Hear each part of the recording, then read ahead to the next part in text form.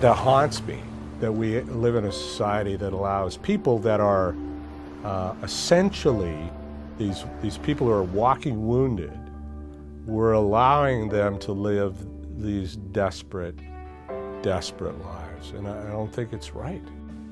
I think we all grow up with stories about what affordable housing is, what social housing is, what it means for a neighborhood, what the people are like who live there, and very little of that is based in reality. Well, stigma does play a role. We can't deny that. We can't, just like the housing providers, social housing providers can't deny that there are issues that come with housing people, particularly if you lump them all together, if they all have challenges. Because what do we mean when we talk about attainable or affordable or social or supportive housing? So there's a range of housing that's required.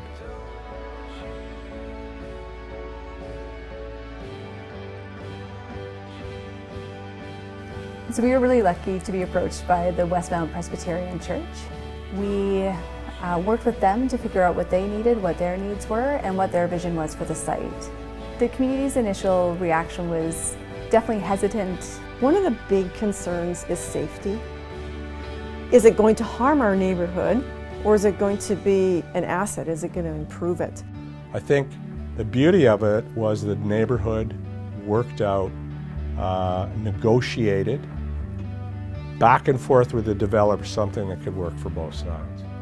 So through those conversations, through partnerships with the church, through partnerships with the Mennonite Center for Newcomers, this vision started to emerge that what we really needed was place for families, for large families.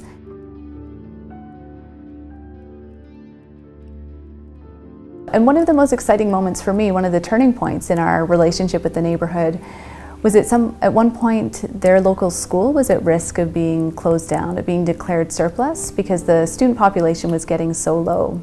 And they actually asked us to come and speak on their behalf to talk about the project that we were building that would bring potentially dozens of children to the neighborhood that would attend that school. You know, like North Glenora is really going to be interesting with these large immigrant families moving in.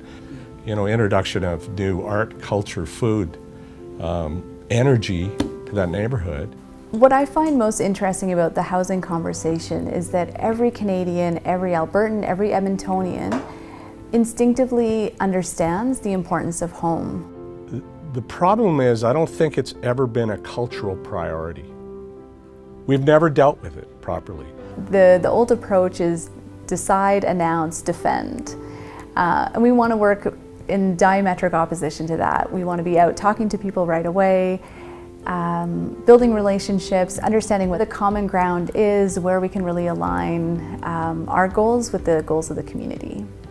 That should be the aim from the very beginning. Not how can we get the bricks on this piece of property, but how can we make sure we've developed a relationship, a positive, open relationship with the neighborhood ahead of time, so that that welcoming, caring kind of atmosphere continues after the bricks are in place and the newcomers arrive.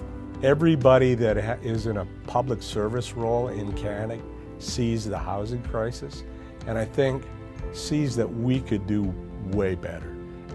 You know, I would love for Edmonton to tackle the affordable housing and homeless issue and be a city in North America that could say we did it.